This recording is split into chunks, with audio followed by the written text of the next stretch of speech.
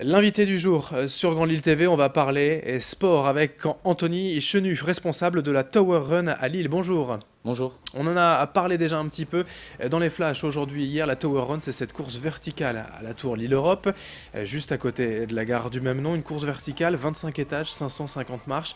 Et déjà, d'où vient un peu voilà, cette volonté de faire ce genre de course? Alors c'est une course qui existe depuis déjà pas mal de temps, enfin, la course verticale Oui. aux États-Unis et en Asie. La première c'était en 1970 à l'Empire State Building. Voilà, il n'en existait pas forcément en France ou de manière un peu éparpillée. Donc on s'est dit qu'on allait créer un circuit de course verticale dans toute la France. Donc on a commencé à Marseille, à Nantes, à Lyon. Aujourd'hui, enfin donc dimanche c'est à Lille. Et voilà, l'idée c'est d'avoir une dizaine d'étapes en France sur l'année 2017. Et à Lille, cette tour, c'est la plus grande que vous ayez trouvée, la plus haute? C'est la plus haute et c'est aussi celle qui nous a permis, enfin en tout cas qui nous a ouvert ses portes pour accueillir cette course. Parce qu'il faut savoir que c'est très compliqué, encore plus aujourd'hui, dans le contexte qu'on connaît, voilà, d'ouvrir des immeubles de grande hauteur, donc des IGH qui ont des grosses contraintes de sécurité. Voilà, donc là on a rencontré le groupe Affine, qui est propriétaire de la tour et qui nous ouvre les portes de sa tour pour accueillir cette course. Alors d'un côté pratique, hein, si on se demande, tout le monde ne va pas partir en même temps, forcément dans les escaliers, ce serait un peu Exactement. compliqué. Il y a des vagues de départ, c'est chronométré, et à l'arrivée, on verra le plus rapide. Exactement. Donc en gros, on fait des départs par vague de 15 personnes. Mhm.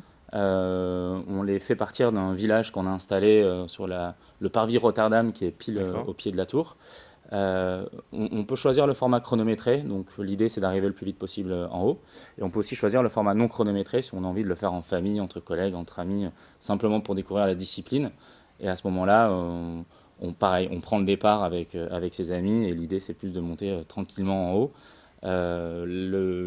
L'objectif pour ces gens-là, c'est plus de profiter après de la vue sur tout l'île qui leur sera donnée au 16e étage de la tour. Voilà, parce que au Oui, puis c'est pas 24. tous les jours que l'on fait ce genre d'épreuve finalement, voilà, de prendre plus de 500 marches. Il y a des monuments comme ça en France, dans le monde. En général, voilà, c'est quand même un défi pour les non-sportifs, pour les familles, vous le disiez, les enfants. Là, c'est 550 marches à peu près. Oui, exactement. C'est effectivement d'habitude en plus on les monte. Je pense que les salariés de la tour les montent souvent en ascenseur Oui. pour le coup. Du coup, bah, c'est voilà, c'est découvrir une nouvelle discipline qu'on appelle le tower running ou la course d'escalier. Donc là, on est dans un contexte fermé. Par exemple, à la Tour Eiffel, qui a lieu le 17 mars prochain, on est dans un contexte ouvert. Mais voilà, l'idée, c'est de sortir de la tour et d'arriver sur le 16e étage et profiter de toute la vue sur l'île. Oui, effectivement, il y aura de quoi avoir une belle vue. Et sur l'île, on sera même encore plus haut, par exemple, voilà, que le beffroi ou des choses Mm. comme ça. C'est une vue que personne, ou alors juste les salariés connaissent, c'est ça? Ouais, exactement. Ben, pour le coup, la tour n'ouvre pas ses portes non plus Oui. à n'importe qui. Donc c'est simplement, enfin c'est une tour sécurisée où les salariés peuvent rentrer et uniquement eux. Donc là, c'est vraiment permettre au grand public de profiter de cette vue qui est réservée d'habitude à un petit nombre. Alors, il y a le grand public, donc bon, les plus sportifs qui voudront être chronométrés. Les autres, il est aussi possible de le faire par équipe ou en challenge en entreprise. Exactement. En fait, on a ouvert un créneau de midi à 13 heures et les entreprises peuvent venir s'inscrire et participer. Donc là, aujourd'hui, on a une dizaine d'entreprises donc qui sont 160 à prendre le départ. Donc la course est encore ouverte si certaines entreprises veulent challenger leurs salariés. Et voilà, l'idée, c'est vraiment avoir un moment de cohésion interne entre Mhm. services, entre collègues, venir partager un moment.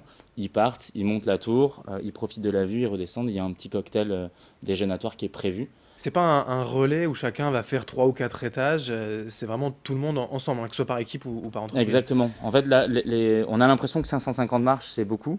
Mais au final, quand on y est, on se rend compte que c'est pas non plus euh, très compliqué. Donc, le relais, en fait, euh, n'était pas forcément le plus judicieux. Donc, le challenge équipe, c'est les quatre ou les deux équipiers qui partent ensemble. Et c'est un cumul des temps. Mhm. Donc, le meilleur cumul gagne le challenge entreprise. Alors, vous dites, ça va peut-être faire quand même sauter au plafond certaines personnes. 550 marches, ça paraît peu, comme vous dites, mais c'est vrai que les meilleurs participants vont finalement aller très vite pour gravir la tour. Ouais, je pense que les meilleurs mettront autour de 2 minutes. Et les moins bons mettront autour de 8 à 10 minutes. En fait, je ne sais pas faire sauter les gens au plafond, mais monter des escaliers, enfin des marches, tout le monde l'a déjà fait au final. Mhm. Donc effectivement, à sa vitesse, donc c'est pour ça que si on décide de monter ces 550 marches tranquillement en marchant, c'est pas non plus un effort incommensurable. Alors il y a quand même aussi quelque chose qu'il ne faut pas oublier, c'est l'aspect caritatif et solidaire. L'inscription c'est 15 euros et il y a 2 euros de dons minimum pour l'association Ludhôpital. Exactement. Donc en fait, on a 15 euros de fin d'inscription qui nous permettent de financer la course, qui donne droit en plus à un t-shirt, à une bouteille d'eau, à un petit bonnet de Noël, à une barre céréale, voilà, il y a pas mal de choses dans ce qu'on appelle un welcome pack. Et à côté, c'est 2 euros minimum de dons qui sont reversés à l'association Ludhôpital. On peut en mettre 10, on peut en mettre 20. L'idée, c'est de venir soutenir cette association qui améliore le quotidien d'enfants qui sont hospitalisés voilà, dans les hôpitaux de la région, en particulier à Lille et à Moucron. Et puis dernière chose aussi qu'il faut évoquer, c'est la possibilité d'être qualifié pour la course verticale de la Tour Eiffel. C'est une course assez fermée, il n'y a que 128 participants. Là, le premier homme et la première femme donc, seront directement qualifiés pour cette course, forcément très intéressante. Exactement. On a un partenariat avec la verticale de la Tour Eiffel via un partenaire commun qui nous permet de qualifier cette année 8 personnes. L'an prochain, on espère 16.